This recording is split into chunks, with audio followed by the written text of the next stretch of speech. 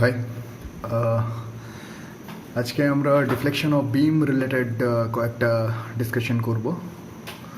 So our topic today deflection of beam.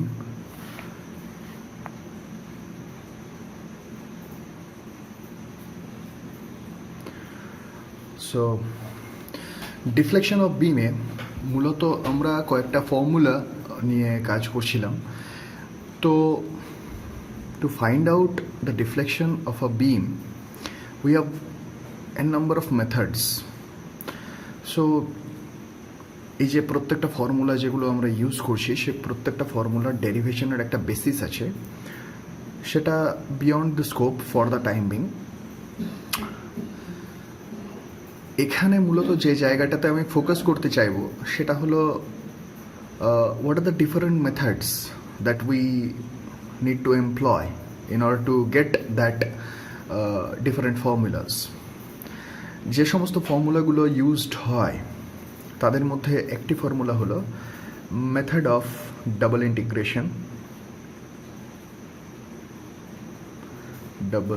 Integration.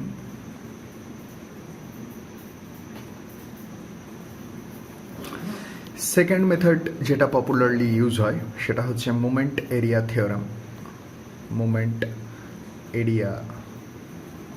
Theorem. এছাড়াও use হয় কাস্টিগ্লিয়ানোস theorem.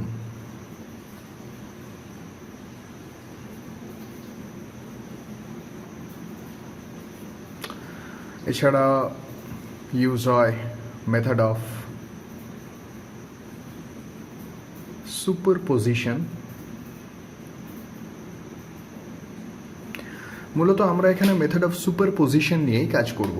Method of superposition মানে হলো একটা স্ট্রাকচারে যদি ডিফারেন্ট টাইপের লোডিং একটা স্ট্রেচ অ্যাপ্লাই করা হয়, অর্থাৎ ধরে নিলাম এই একটা স্ট্রাকচার, এই স্ট্রাকচারের উপরে এই লোডও পড়ছে ভার্টিক্যাল, ইউডিএল লোডও পড়ছে, কোথাও মাঝখানে একটা মুভমেন্ট পড়ছে। So different types of loading এই একটা পার্টিকুলার স্ট্রাকচারে পড়ছে। তাহলে এই ডিফারেন্ট কন্ডিশনের লোডিংয়ের জন্য সেই স্ট্রাকচারটার কোনো একটা গিভেন পয়েন্টে, ধরে নিলাম এইখানে আমার এ বি যদি বিম হয়, সি পয়েন্টে মুভমেন্ট, ডি আর বি পয়েন্ট ফাইনাল এন্ডে vertical load and throughout UDL যদি থাকে, তাহলে আমি বি পয়েন্টের এই অবস্থায় যদি ডিফ্লেকশন ক্যালকুলেট করার চেষ্টা করি তাহলে আমি ধরে নেব যে প্রত্যেকটা লোড ইন্ডিভিজুয়ালি পড়ছে এবং তাদের এক একটা লোড অ্যাট এ টাইম পড়ার জন্য যে ডিফ্লেকশন প্রডিউস হচ্ছে বি পয়েন্ট, যে পয়েন্টের আমরা ডিফ্লেকশন বার করার জন্য ইন্টারেস্টেড, সেই পয়েন্টে প্রত্যেকটি লোডিংয়ের ইন্ডিভিজুয়াল লোডিংয়ের জন্য তার ডিফ্লেকশনের সামেশন। দ্যাট ইমপ্লাইজ যে এই যদি বিমটার এখানে ভার্টিক্যাল লোড প্লাস এইখানে ইউডিএল প্লাস এইখানে মোমেন্ট, এই তিনটি লোড ডিফারেন্ট এককভাবে যদি বিমের ওপর পড়ে তাহলে প্রত্যেকটা ক্ষেত্রে এই বি পয়েন্টে কিছু না কিছু ডিফ্লেকশন আসবে। That is delta 1, this one delta 2 and this one delta 3, এবং এই তিনটে ডিফ্লেকশন অ্যাকচুয়ালি আলাদা হবে। সো এই এন্টায়ার লোডিংয়ের কেসে যে বিমটার ফাইনাল এন্ড পয়েন্টে যে টোটাল ডিফ্লেকশন আমরা পাবো সেটা হবে basically delta, that is delta 1 plus delta 2 plus delta 3। Okay, this method is called method of superposition. But প্রত্যেকটা ইন্ডিভিজুয়াল লোডিংয়ের জন্য যে ক্রিটিক্যাল লোকেশন এখানে আমার এন্ড পয়েন্ট, সেই পয়েন্টের যে ডিফ্লেকশন আমরা পাচ্ছি সেই ডিফ্লেকশনের ভ্যালুটা কত হবে লোডের সঙ্গে কত, সেই ভ্যালুটা ডিপেন্ড করছে বিমটার লেন্থ, বিমটার ইআই অর্থাৎ ফ্লেক্সুরাল রিজিডিটি, এই দুটি ফ্যাক্টরের উপরে, এবং কতটা লোড পড়ছে সেই ফ্যাক্টরটার উপরে। সো আমরা বলতেই পারি যে ডিফ্লেকশন অফ বিম বা deflection, this particular property is a function or dependent on L, EI এবং obviously the load that is acting on the beam. Okay, এইবারে একবার আমরা ঝট করে দেখে নেওয়ার চেষ্টা করি যে মেথড অফ ডাবল ইন্টিগ্রেশন জিনিসটা কি অ্যাকচুয়ালি। কোনো y ইজ dy dx হলো মূলত যদি কোনো ম্যাথামেটিক্যাল ফাংশন থাকে, অর্থাৎ যদি কোনো গ্রাফ, সে ফর এক্সাম্পল ধরে নিলাম একটা গ্রাফ আছে, যে গ্রাফটার এরকম প্রপার শেপে নয়, একটা বক্ররেখা দিয়ে তৈরি হয়েছে, তাহলে সেই গ্রাফটার কোনো একটি বিন্দুতে যদি আমরা একটা স্পর্শক অঙ্কন করি, তাহলে তার যে নতি with x axis, this is তার tangent will be equal to dy dx. Okay, এইবারে এই যে বক্ররেখা দিয়ে আমি যে গ্রাফটা বানিয়েছি, সেই বক্ররেখা দিয়ে যে গ্রাফ, সেই গ্রাফটা নট নেসেসারি কিছু সার্কুলার আর্কের সেগমেন্ট দিয়ে তৈরি হবে, এর কোনো গ্যারান্টি নেই। এটা বিভিন্ন রকমের বক্র রেখার সমন্বয়ে গঠিত হতে পারে, এবং প্রত্যেকটা বক্র সার্কুলার আর্ক বা বৃত্তীয় আর্ক নাও হতে পারে, সেটা প্যারাবোলার অংশ হতে পারে, সেটা বৃত্তের অংশ হতেও পারে, নাও পারে, উপবৃত্তের অংশ হতে পারে, হোয়াট এভার। এইবারে এই যে গ্রাফটা আমরা এঁকেছি, সেই গ্রাফটাকে ডেফিনেটলি আমরা বলতে পারি না যে এর একটা নির্দিষ্ট সেন্টার পয়েন্ট আছে, সব সময় যে থাকবেই তা নাও হতে পারে, কারণ একটা বৃত্তের বা উপবৃত্তের একটা সেন্টার আছে, একটা প্যারাবোলার সেন্টার থাকবে তার কোনো মানে নেই। প্যারাবোলার সেন্টার বা যদি হাইপারবোলার কথা ভাবি, তাহলে তারও কোনো সেন্টার নেই। তো সমস্ত বক্রেরই একটা সেন্টার পয়েন্ট থাকবে, that is not guaranteed.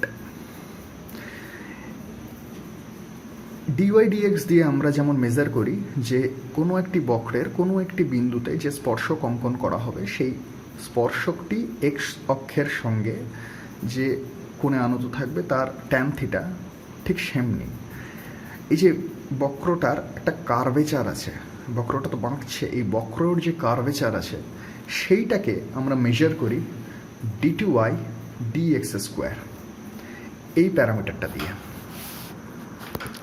So d2y dx square, mathematically speaking, this is not correct at all.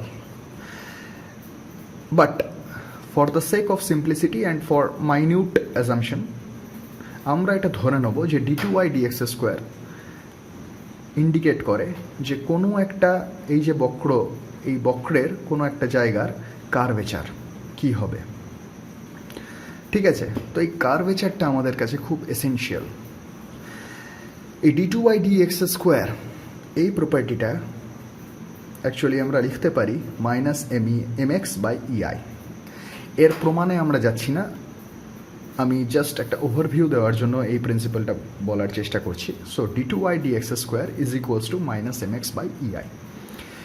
এই সূত্রটার সাহায্যে কিভাবে এই সূত্রটা আসছে তার ডেপথে আমি আলোচনা করছি না, for the time being.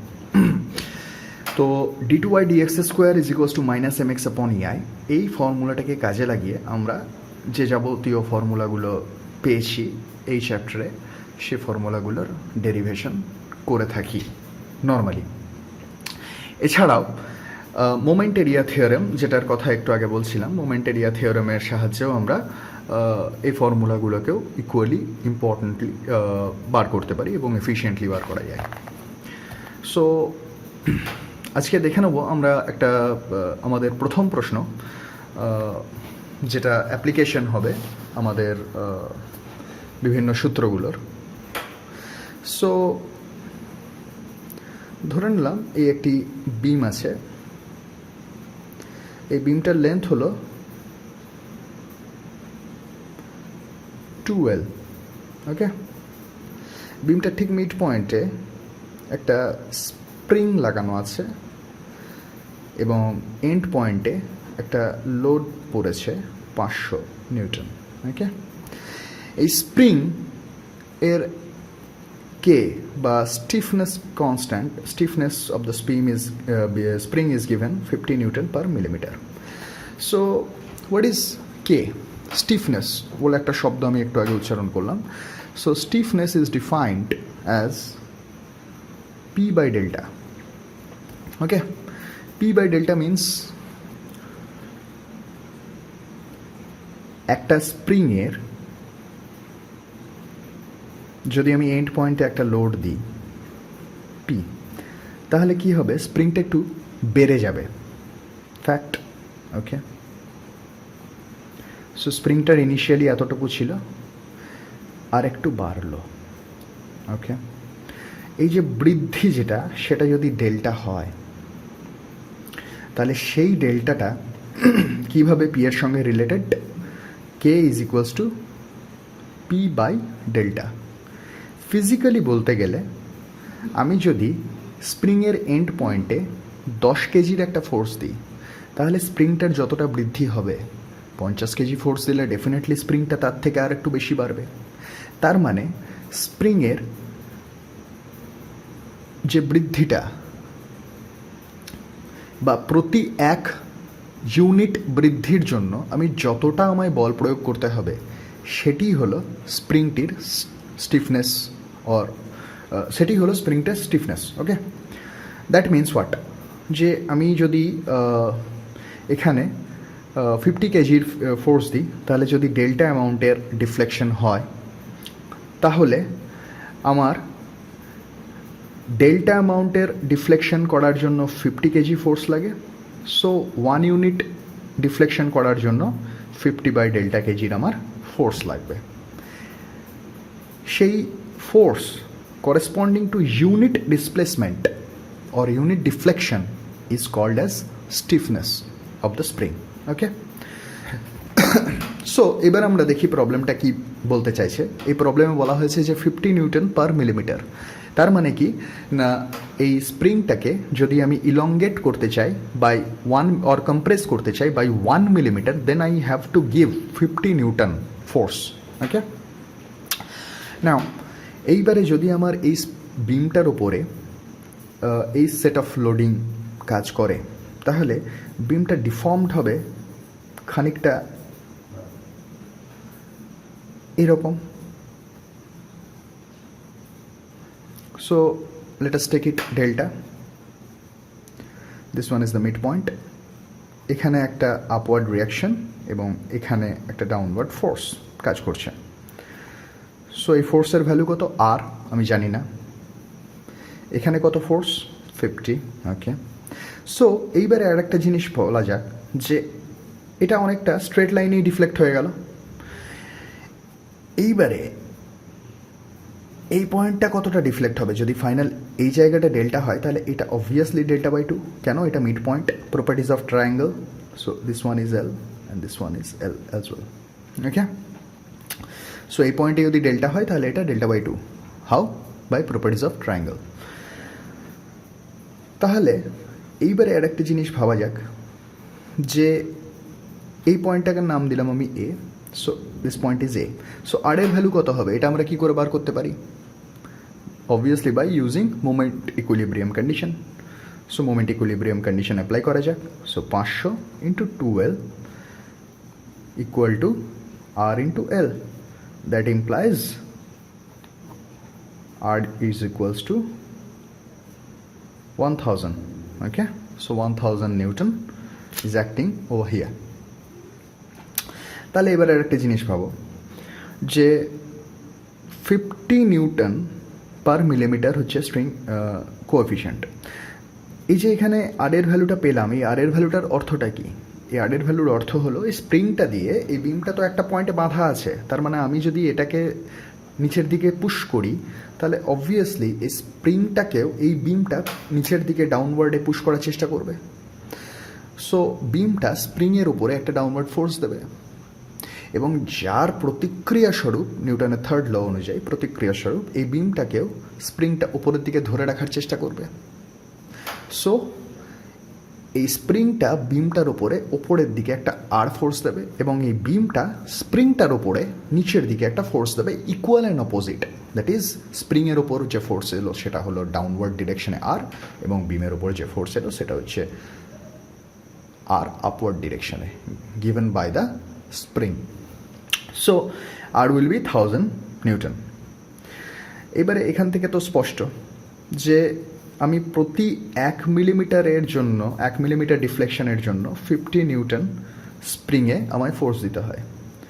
So আমার 1000 নিউটন ফোর্স স্প্রিংয়ের উপর বিমটা দিচ্ছে due to application of this 500 newton force. তাহলে 1000 নিউটন ফোর্সের জন্য কতটা ডিফ্লেকশন হয়েছে স্প্রিংটার? 20 মিলিমিটার। কোয়াইট অবভিয়াস, কারণ 50-র জন্য যদি 1 মিলিমিটার হয় তাহলে 1000 নিউটনের জন্য 20 millimetre. So 20 millimetre force is equal to what? Delta by 2। আমার এখানে অবজেক্টিভ কি? To calculate the delta. So what will be delta?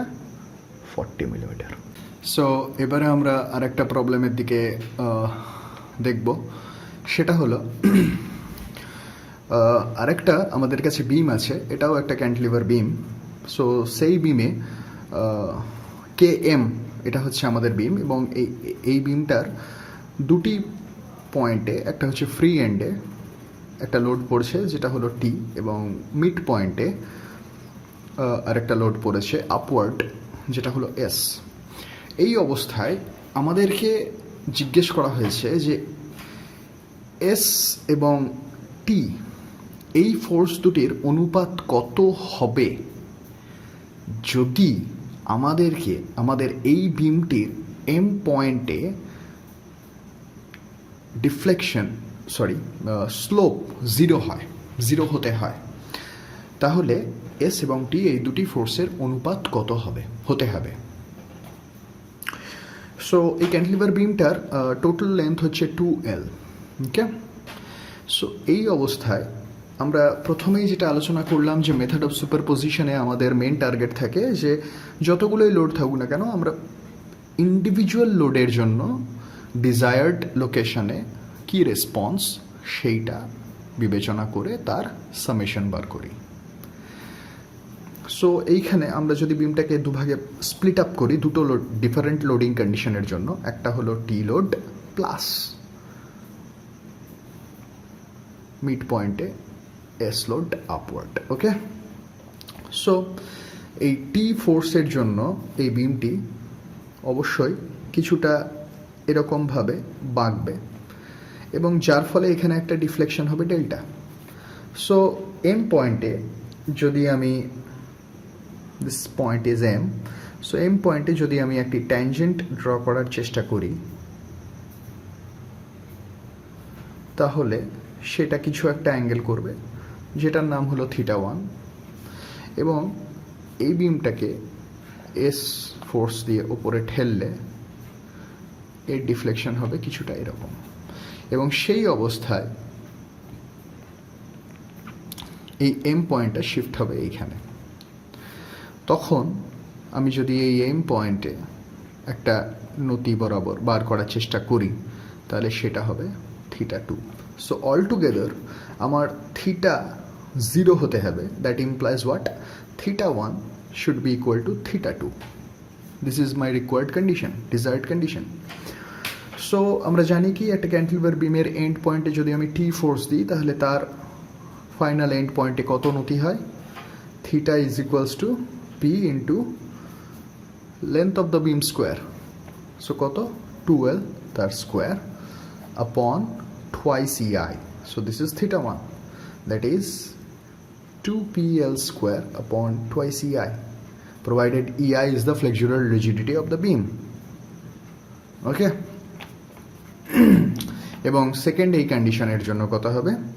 θ2 will be equals to P into L square by twice EI. Okay. So P into L square by twice EI. কেন না এইখানে যে লোডটা পড়েছে এখানে পি হবে না, সরি আমি ভুল করেছি, এখানে এস হবে, because S is the given force and here T. Okay, so fixed end থেকে লোডিংয়ের যা ডিস্টেন্স সেই ডিস্টেন্সটাকে আমরা টেক কেয়ার করি অলওয়েজ। সো এইখানে যে লোডটা পড়েছে সেটা ফিক্সড এন্ড থেকে 2L ডিস্টেন্সে, that is why it is 2L। So not length of the beam, rather it is the position of the load point from the support, fixed support. Okay, so all total আমাদের কাছে কি target না θ1 is equals to θ2 এটা হতে হবে। So 2TL square upon EI equal to SL square upon twice EI. Okay, so কাটাকুটি হলো and we get T by S by T is required, so S upon T is equals to 4. Okay, এইবারে এই প্রবলেমটায় যদি এরকম থাকতো যে এদের অনুপাত কত হবে, প্রোভাইডেড যে এদের এম পয়েন্টে মানে ফ্রি পয়েন্টে যদি আমার ডিফ্লেকশনকে 0 হতে হয়, তাহলে যদি 0 হতে হয় এরকম কন্ডিশন দেওয়া থাকতো, তাহলে আমার কি টার্গেট থাকতো, তাহলে আমার যেটা রিকোয়ার্ড রেজাল্ট হতো তাহলে হতো delta 1, that is delta 1 this one and this one delta 2, this would have been equal, কারণ এদিকে যতটা নিচে নামাবার চেষ্টা করছে একেও এদিকে রিভার্স ফোর্সের জন্য ততটাই ওপরে ঠেলার চেষ্টা করতে হতো, এবং delta 1 should be equal to delta 2. Okay, so সেক্ষেত্রে আমার এস আর টি এর অনুপাত কত হতো না, সেক্ষেত্রে আমার ডেল্টা 1 এর ভ্যালুটা যদি আমি ক্যালকুলেট করি, delta 1 would have been P into 2L3 upon 3EI, R delta 2 এর ভ্যালু কত হতো, ডেল্টা 2 এর ভ্যালু হতো এস, সরি আবার পি লিখেছি, T, S into LQ by 3EI plus S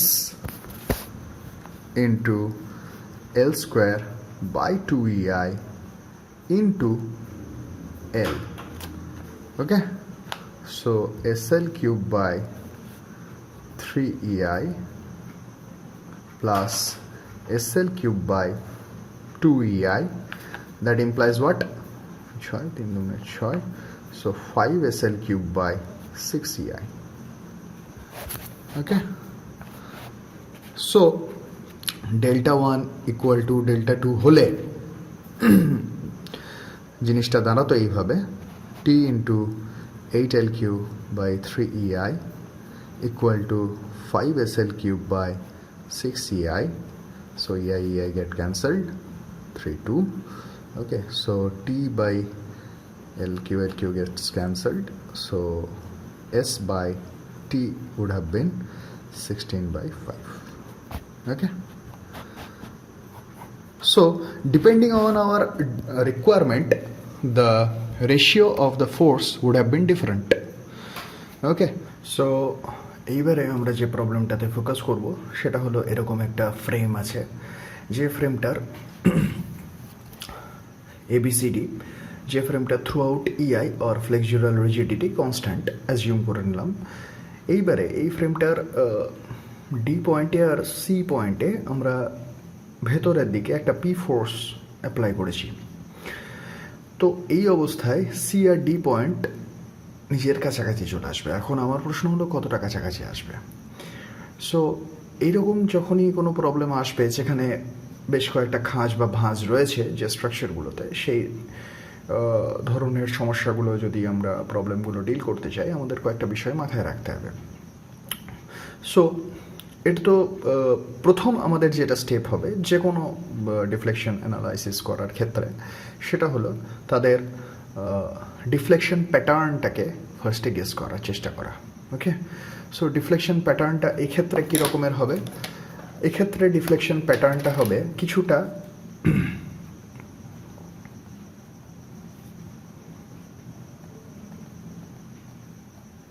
এরকম। এইবারে একটা প্রশ্ন হলো যে এবি, এই এবিটা কী রকম থাকবে, এই এবিটা কি অ্যাজ ইট ইজ থাকবে না এই এবিটার কিছু পরিবর্তন হবে।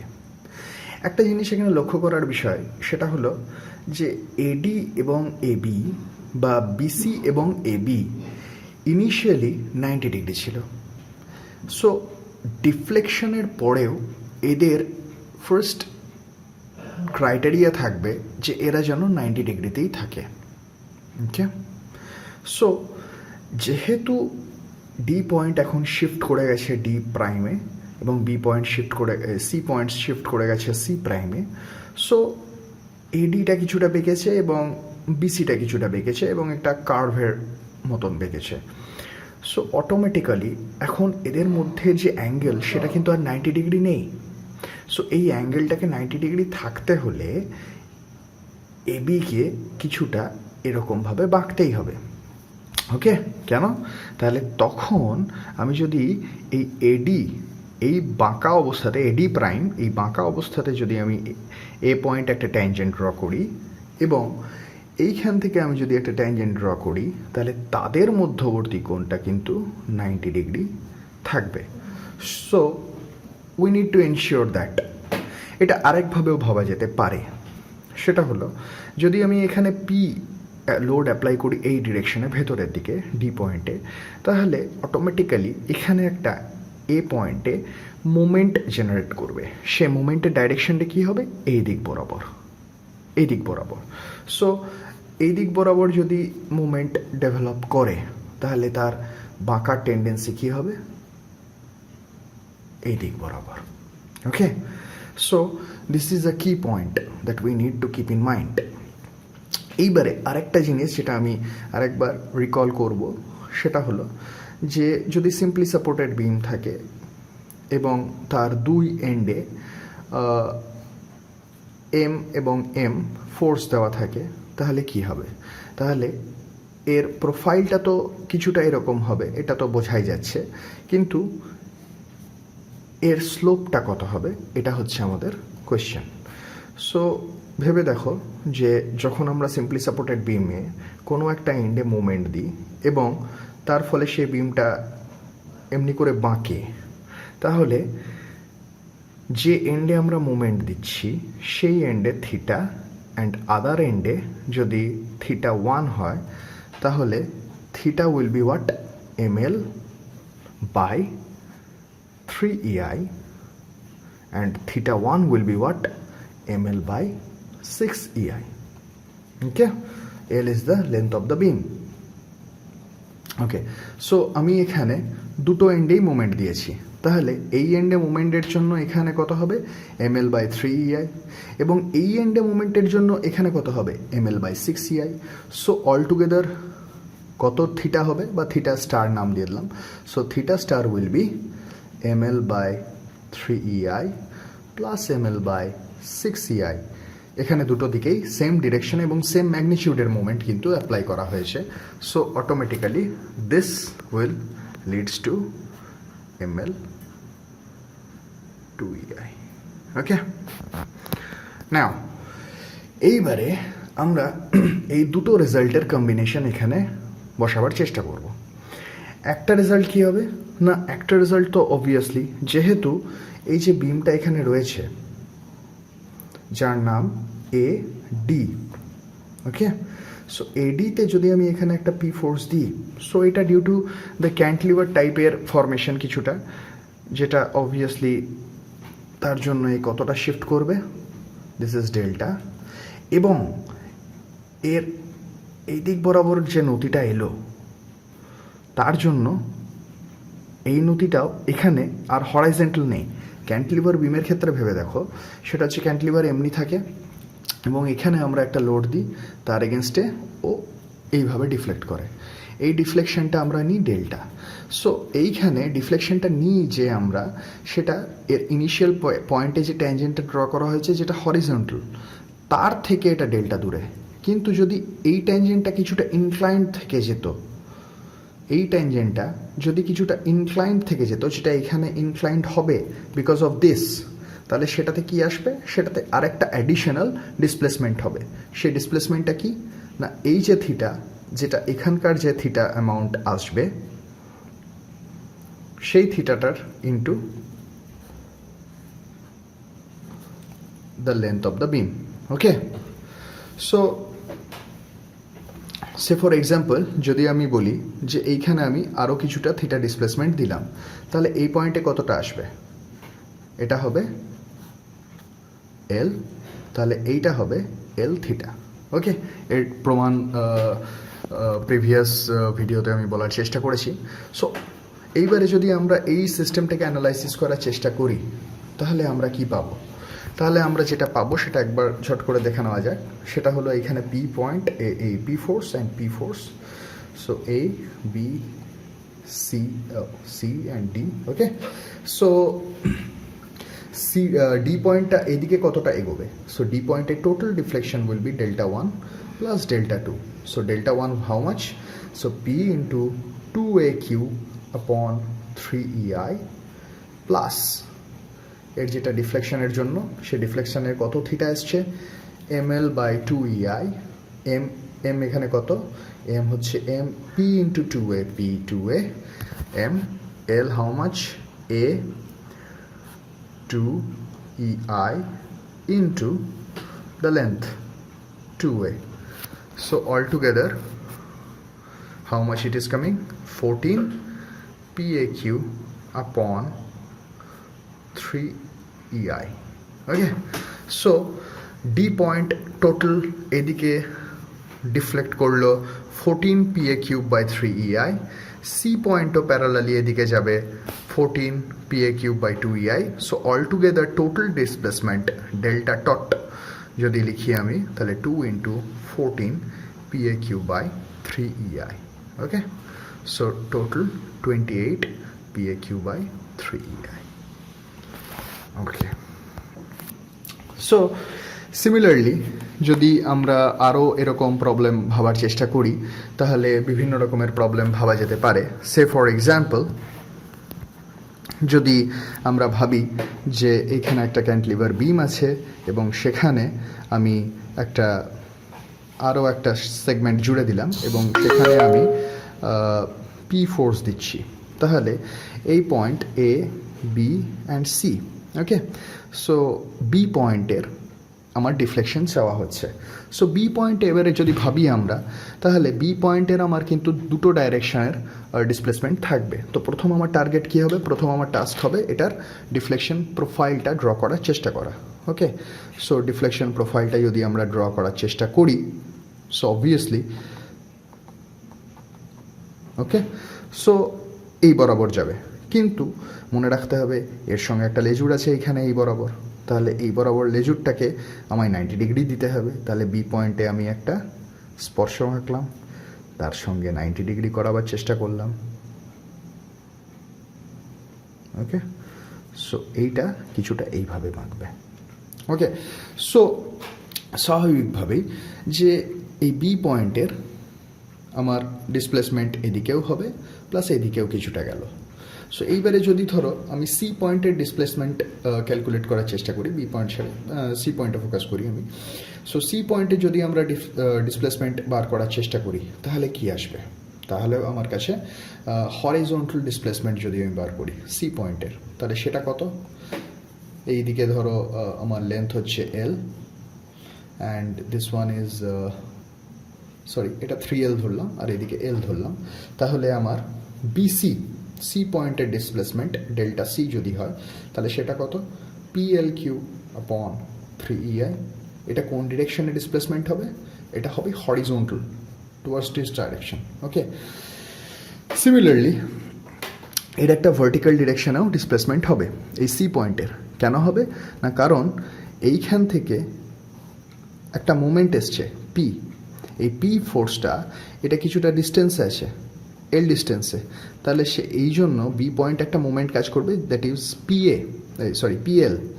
ওকে, সো পিএল এর জন্য এই বি পয়েন্টটা আমার কিছুটা ওপরে উঠে যাবে। সো অটোমেটিক্যালি যদি এটা কিছুটা ওপরে উঠে যায় তাহলে আমার তার ইম্প্যাক্ট ডেফিনেটলি সি পয়েন্টেও পড়বে, সি পয়েন্টটাও কিছুটা উপরে উঠে যাবে। সো আমি যদি বুঝি তাহলে যে সি পয়েন্ট এখানে আমার ছিল, যেটা আমার এই পয়েন্টে উঠলো, সেটা দুটো ডাইরেকশনেই মুভমেন্ট করেছে। একটা হরিজন্টালি কেন না? এখানে সি পয়েন্টে ডাইরেক্ট লোডের জন্য এই ডাইরেক্ট ক্যান্টিলিভার অ্যাকশনে কিছুটা বেঁকেছে, অ্যান্ড যেহেতু ওপরের বিমটা ওপর একটা মুভমেন্ট এসছে সেজন্য ওপরের বিমটা ওপরের দিকে ওঠার চেষ্টা করেছে, তাহলে তার জন্য এর ভার্টিক্যাল একটা মুভমেন্ট হয়েছে সি পয়েন্টের। সো সি পয়েন্টের ভার্টিক্যাল মুভমেন্ট কত? Delta C. আমি যদি লিখি ভার্টিক্যাল মুভমেন্ট তাহলে সেটা কত হবে? সেটা হবে P L, this is the movement, square 3l square upon 2EI, that is what 9PLQ upon 2EI, কিন্তু এই ডিরেকশনে মুভমেন্টটা কোন দিকে, ভার্টিক্যালি, whereas PL3/3I সেটা কোন দিকে, হরিজন্টালি, সো H and দিকে vertical, so delta CV 9PL3/2EI and delta CH PL3/3EI. Okay, so thanks for watching. Do let me know if you have any doubts or queries. Thank you.